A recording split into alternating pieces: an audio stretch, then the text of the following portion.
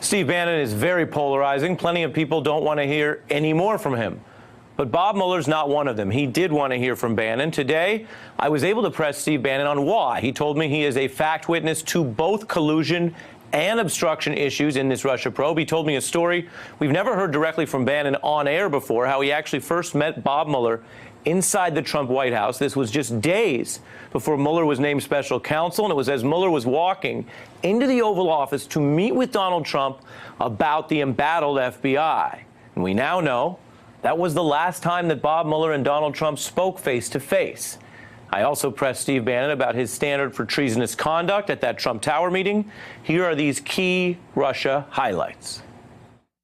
So when I basically laid out the facts of what I thought the Comey situation was, if people decide to go in a different direction, then it's not my thing. I'm not there to try to fight things to the very end. So you advise against it. Walk us through the day he was fired. Well, the day he's fired, I see it on TV like everybody else. I mean, I'm sitting in the chief of staff's office. I'm working on something for Reince that needs to be done. I see it up on TV. And what did you think? I thought, as I said, I thought it was a big mistake, and I thought it would lead to a special counsel. I mean, I think everything I said at the time basically worked itself out. That it was going to lead to a special counsel. I think if the Comey investigation had been allowed to continue, it would have taken another couple of months and it wrapped up. When is the first time during your White House service that you ever talked to Bob Mueller? Well, Bob Mueller came in, and gave advice or was interviewed, as has been publicly reported, for FBI director. And, Bob Mueller, I was sitting in kind of the outer office, and Mueller actually walks up to me, and I've never met him before in my life. I'm standing actually in back of Hope Hicks at her computer terminal, and we're talking about something. He walks up and says, he just shook hands and said, "Steve, I can't believe," Mueller's a Marine. He says, "Steve, I can't believe somebody in the senior naval service allowed his daughter to matriculate at West Point." And I just laughed, and I told somebody later, it's a pretty thorough guy to know that. So that's the first time I ever met him. What was he trying to say to you?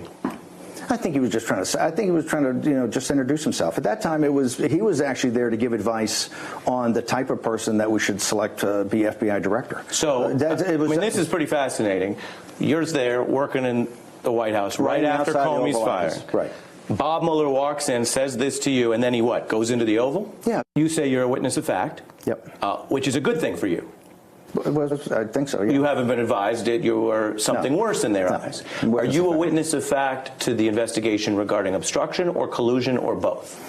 I think I'm a witness of fact for all of it. I think I'm a witness of fact for all of it. I mean, when they call you up there, they don't really kind of bifurcate. They kind of go through the whole thing. And of course, I've been to Capitol Hill, right, a couple of times. So, I'm a witness of fact up there also. When you said the Trump Tower meeting with the Russians was treasonous, and you said you meant Paul Manafort. Yeah. What about it made it treasonous in your view? I just didn't look. I think for a professional like Paul Manafort, I don't think you ought to ever have, forget it. Just people from other countries, Russians or whatever, come in and try to get opposition research. There's enough opposition research out there. Look, Clinton Cash to me did all the opposition research you had to do.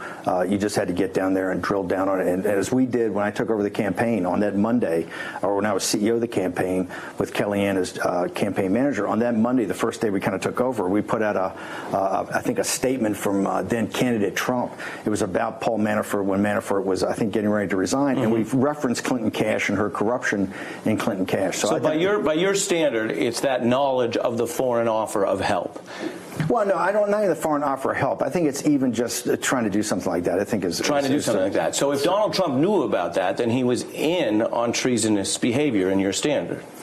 No, and I'm not. Look, it hasn't been proven that he knew anything about it. We don't know anything. He's done know anything about it. He's denied knowing anything about it. You said there's zero chance Don Jr. didn't tell him, and Michael Cohen reportedly says Trump knew about it. Well, you have to take Michael Cohen for Michael Cohen, right? You're just going to have to take. You don't know what Michael Cohen's doing with federal authorities, what deals he's cutting, what he's trying to do with federal authorities. If a candidate knows about that in advance, then are they part of treasonous behavior by your standard? I think you have to call into question if somebody's actually out there trying to get information from foreign parties. You have to question it. Yeah. So if Mueller could prove that about Donald Trump, that would concern you? It would definitely concern me, yes. But the president's been pretty adamant that he didn't know about it and hasn't known about it. Hey, I'm Ari Melber from MSNBC. You can see more of our videos right here, or better yet, subscribe to our YouTube channel below.